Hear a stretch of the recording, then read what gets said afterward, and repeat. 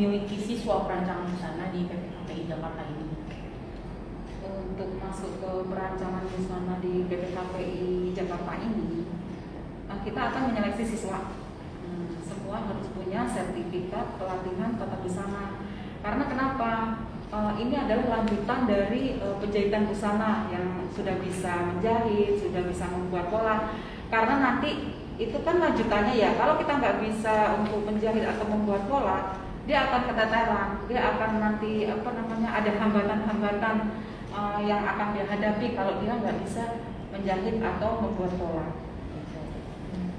Selanjutnya, walaupun mereka sudah memiliki sertifikasi, ada nggak sih Bu tantangan terbesar yang secara umum ditemui saat mengajar para siswa?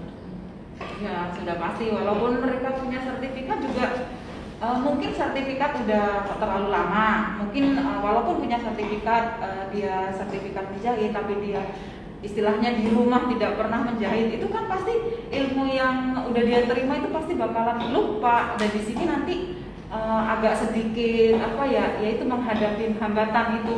Jadi nanti di sini kita ajarkan review mereka lagi untuk pola-pola tadi supaya dia mengingat kembali apa yang mereka dulu dapatkan. Lalu bagaimana sih cara menangani tantangan yang dihadapi tersebut?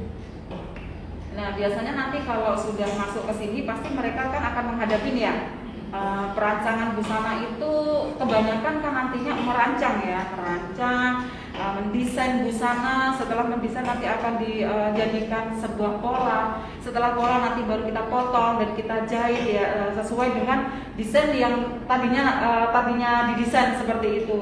Jadi kan kalau misalnya si siswa itu belum memahami dari pertamanya, otomatis kan itu ada tantangannya kita kan. Nah itu disitulah nanti kita kasih ilmu lagi bagaimana istilahnya kan kita merancang gitu, menggambar busana itu sendiri gitu, supaya nanti dia akan memahami bagaimana sih membuat rancangan itu. Pastilah di situ ada tantangannya dan di sini nanti kita akan berikan ilmu itu supaya hambatan itu akan masalah terselesaikan gitu. Lalu kepuasan terbesar Ibu sebagai instruktur nih dalam melatih mereka tuh apa ya? Ya pasti ada kepuasan, ada kebanggaan ya kayak dari mereka nggak bisa istilahnya ilmu yang diberikan yang tadinya dia nggak bisa, setelah dia belajar di sini, mereka belajar di sini, dia bisa kan sesuatu itu Kak. Selanjutnya motivasi untuk siswa ini apa ya dari Ibu agar mereka semakin giat untuk belajar? Oh iya, pasti kita kasih motivasi ya. Biasanya motivasi itu kita berikan saat kita di pagi hari pagi setelah kita baca doa pasti kita kasih motivasi. Motivasi itu penting buat mereka karena untuk penyemangat mereka ya. Biasanya setelah ini kita mau ngapain, kita akan membuat usaha gitu kan, akan membuat usaha misalnya butik gitu kan, pasti kalau di sana kan seperti itu kan.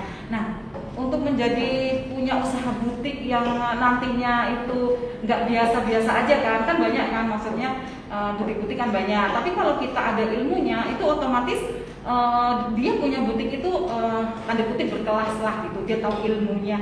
Oh saya mau ngejahitin, mungkin kalau di butik lain modelnya seperti apa, begini mungkin ditulis ya, tapi kalau setelah selesai dari perancangan busana setelahnya pasti dia bisa bikin gambar gitu kan. Oh seperti ini dia lihatkan ke customer. Nah seperti itu. Cukup dari saya Bu. Terima kasih banyak. Sama-sama Kakak. Saya telah Kak ya. Bu juga ya Bu. Oke, makasih. ご覧いただきありがとうございます。